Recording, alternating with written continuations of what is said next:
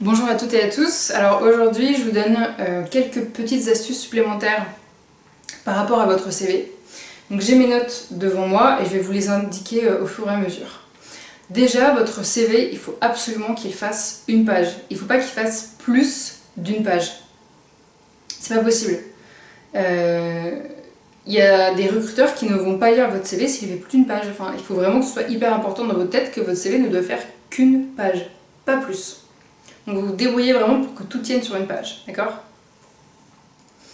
Après, vous pouvez chez vous avoir deux CV, c'est-à-dire avoir un CV chez vous qui est archi détaillé, qui fait 2 pages par exemple, et vraiment vous avez tout mis, tout indiqué, tout détaillé, etc.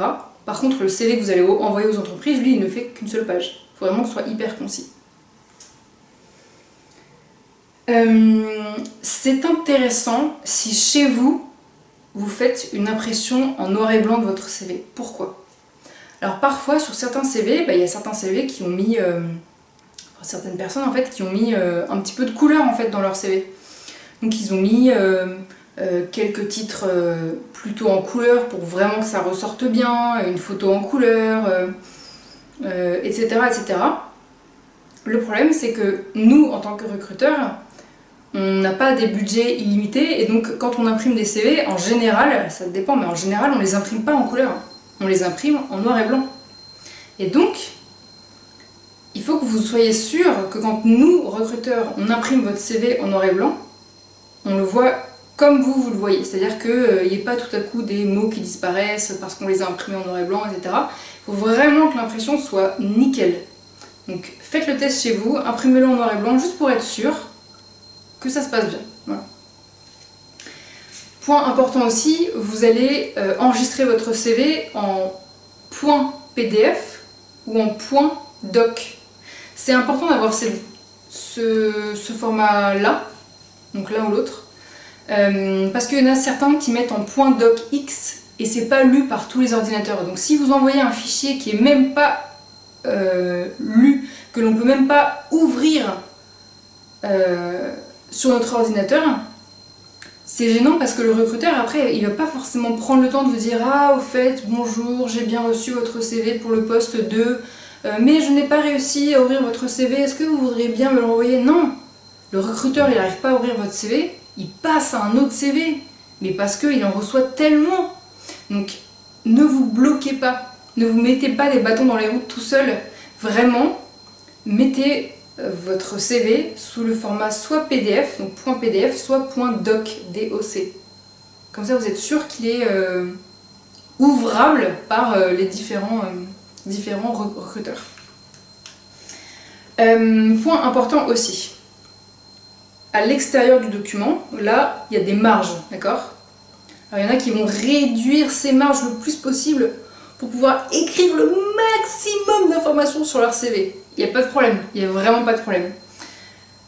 C'est juste qu'il faut que vous soyez sûr et certain que quand vous imprimez votre CV, on arrive bien à tout lire sur votre CV. Qu'il n'y ait pas tout à coup des mots qui aient disparu juste parce que l'imprimante elle a laissé les marges en fait.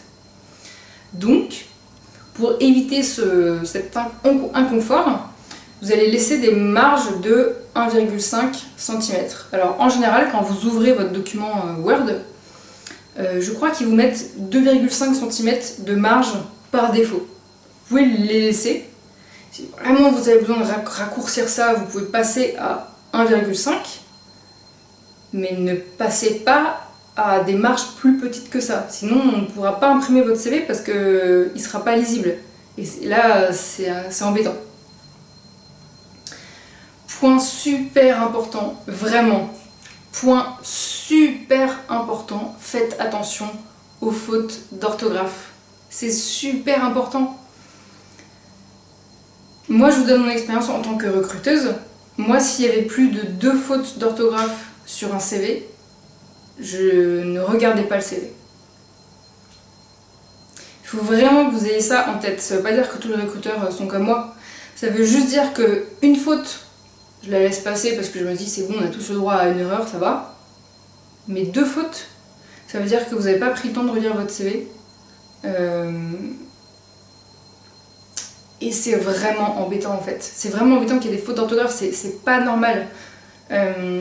Ça va m'embêter après pour pouvoir proposer votre candidature à soit mon client, soit à mon N+1, etc.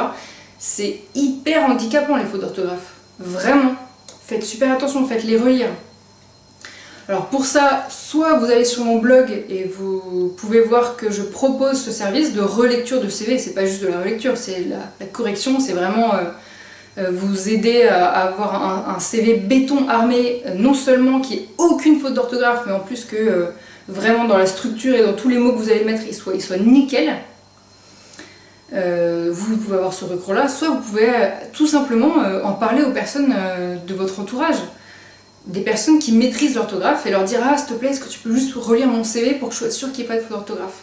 Faites-le, c'est super important, c'est vraiment, vraiment, vraiment important. Et petit point important aussi, quand vous enregistrez votre CV dans votre ordinateur et que vous lui donnez un nom, vous donnez un nom au fichier. Faites en sorte que le nom paraisse professionnel, parce que sinon, juste pour information, nous quand on reçoit vos CV par mail, on voit le nom du fichier. Donc si vous mettez des noms bizarres, ça donne pas envie de l'ouvrir en fait. Vous pouvez tout simplement mettre CV, prénom, nom. C'est un exemple. Hein. Vous pouvez mettre CV et le nom de l'entreprise pour laquelle vous postulez.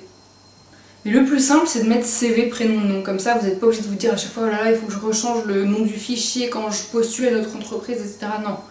Mettez juste CV, prénom, nom, comme ça, hop, parfait, nickel. C'est sérieux, c'est professionnel, c'est très clair, c'est top. Donc ça, c'était vraiment mes petites astuces en plus parce que elles sont très importantes dans la construction de votre CV. Donc gardez-les bien en tête.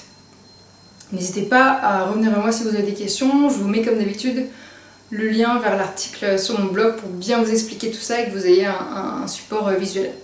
A très bientôt pour de prochaines vidéos.